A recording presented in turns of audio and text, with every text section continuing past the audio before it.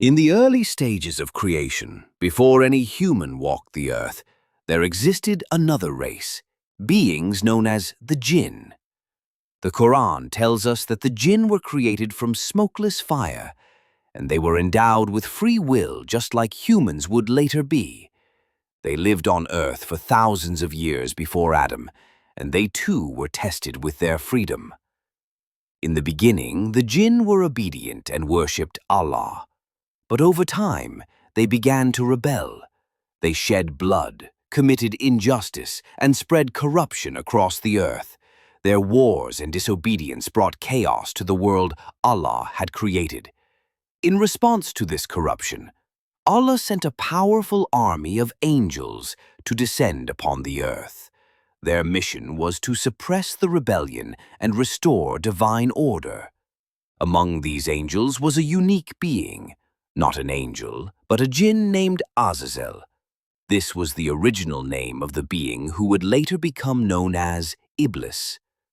Unlike the rest of his kind, Azazel had never rebelled.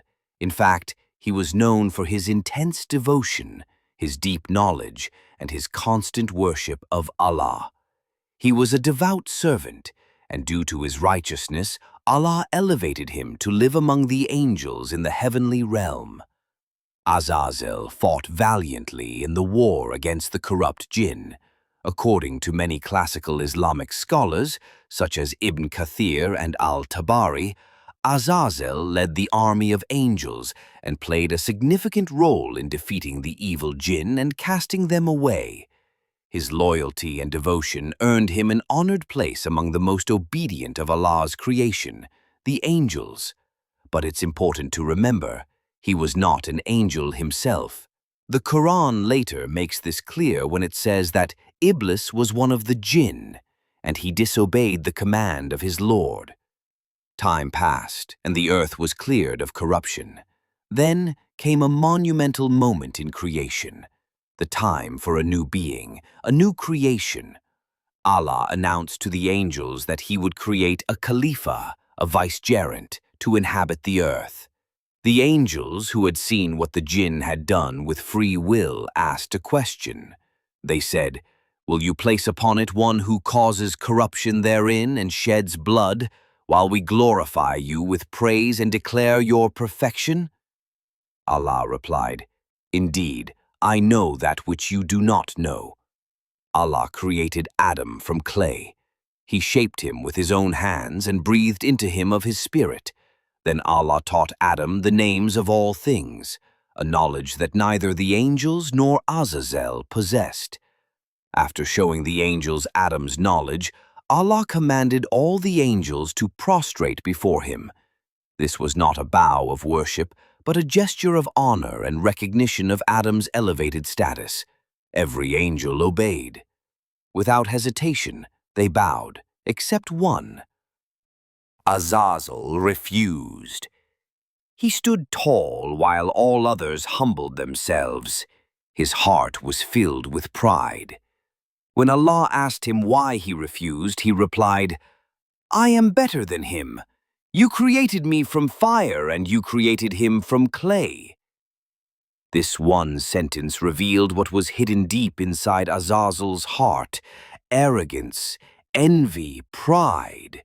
He could not accept that a being made of clay, a creature he believed was inferior, would be honored above him.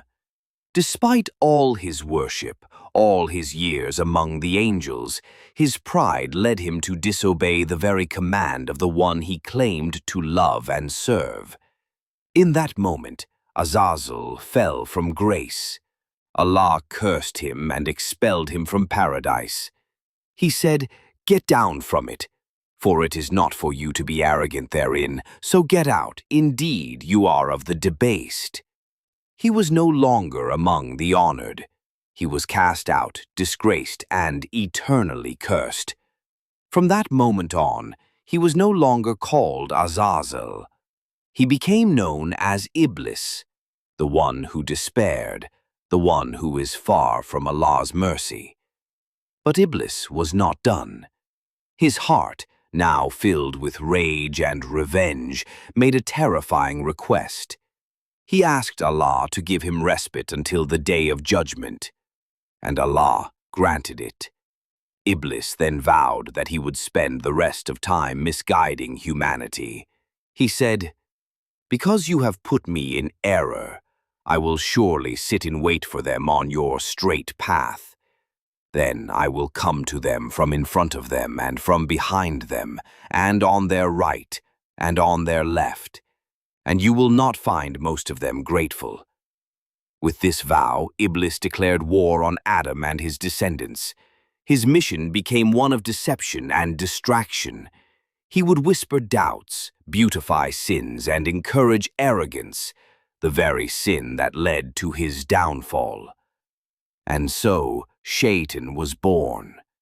The name Shaytan comes from a root meaning to be distant, to be cut off. Iblis, once close to Allah, became Shaytan, the one who is far from mercy. Shortly after, Iblis put his plan into motion. Adam and his wife, Hawa, were in paradise, enjoying the blessings of Allah. But Iblis approached them in secret.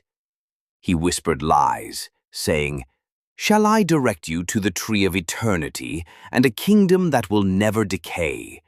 He convinced them to eat from the tree that Allah had forbidden. And they did. But unlike Iblis, Adam and Hawa did not persist in their mistake. They realized their error, they felt shame, and they turned back to Allah. They repented with sincere hearts. Allah, in His mercy, forgave them. This is what separates humans from Shaytan. Humans can sin, but they can also repent. Shaytan sinned, but he never repented. Instead, he blamed Allah for his failure and vowed to mislead others. From that moment on, the story of human life became a test between guidance and misguidance, between obedience and disobedience, between following the path of the prophets and falling into the whispers of Shaytan. On the day of judgment, Shaytan will speak again, but this time he will abandon those who followed him. He will say, "Indeed, Allah promised you the promise of truth, and I promised you, but I betrayed you. I had no authority over you except that I invited you and you responded to me. So do not blame me, blame yourselves." The story of Azazel, who became Iblis, who became Shaytan, is not just a story about one rebellious being. It is a reflection of the dangers of arrogance, envy, and pride. It reminds us that no amount of worship protects us if our hearts are not pure, and it shows us that the greatest enemy of mankind was once among the most devout until he let ego destroy him. In this story lies a powerful reminder. It's not how you start, it's how you finish. Azazel began among the angels and he ended among the cursed. May Allah protect our hearts from arrogance, and may we always return to Him in humility and sincerity. If you found this story beneficial, don't forget to subscribe for more Islamic history, reflection, and storytelling.